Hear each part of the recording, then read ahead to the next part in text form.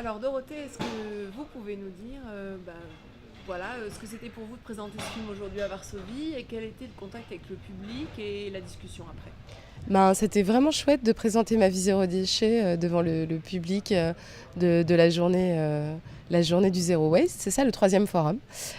Déjà parce qu'ils ont beaucoup ri et du coup c'est toujours agréable de voir qu'on arrive à faire passer des messages avec de l'humour.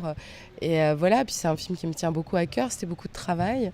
On a beaucoup travaillé pour porter et accompagner l'aventure de Donatien pendant 6 mois. Lui déjà a beaucoup travaillé.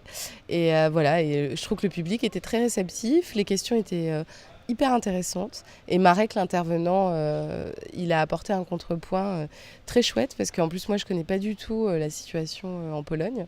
Et voilà, j'étais assez frappée du chiffre de 10% de recyclage. C'est très peu, quoi. Donc, il y a du travail.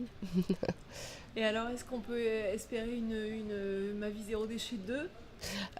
On nous l'a demandé, alors pas tant sur les déchets, mais peut-être zéro, un autre type d'expérience zéro. Voilà, en fait, on n'avait pas envie de dupliquer la formule, etc. Ma vie zéro déchet 2, ce serait, ben là, peut-être moi, je pourrais faire l'expérience avec ma fille. J'y pensais dans l'avion en venant. Peut-être, pourquoi pas. En tout cas, déjà, je pense que quand on vit une fois le voyage vers le zéro déchet, ça change pour toujours. Donc, c'est aussi pour ça que le refaire, le dupliquer, ça perd un peu de sa saveur, quoi. Voilà.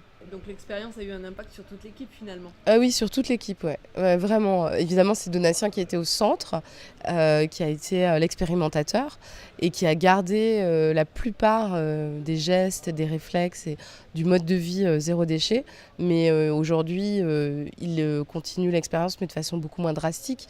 Il s'impose beaucoup moins de performances, beaucoup moins de résultats. Du coup, ça prouve aussi que ça a pleinement intégré son mode de vie. Voilà. Et puis après, à mon échelle aussi, ça a beaucoup, beaucoup changé. Et je pense que je partais de plus loin que Donatien. En termes de connaissances sur les déchets, en termes de réflexes de tri. Parce que je trouve que ça vient vraiment aussi de notre éducation. Moi, mes parents, ils triaient vraiment pas. Ou quasiment pas, parce ils vivaient dans une ville où c'était absolument pas incitatif, il n'y avait même pas le recyclage du verre. Déjà, on partait de très très loin. Et c'est vrai que voilà, moi j'ai grandi dans un monde de supermarchés hyper emballé. Et je partais d'assez loin et je suis assez fière d'avoir. Voilà, maintenant, je consomme beaucoup en vrac, je trie systématiquement. Alors, malheureusement, je ne peux pas faire, dans mon appart qui est trop petit, je ne peux pas mettre de lombricompost, je ne peux pas faire, pour l'instant, les biodéchets, mais voilà, c'est mon prochain dossier. Super, merci beaucoup. Mais merci à vous.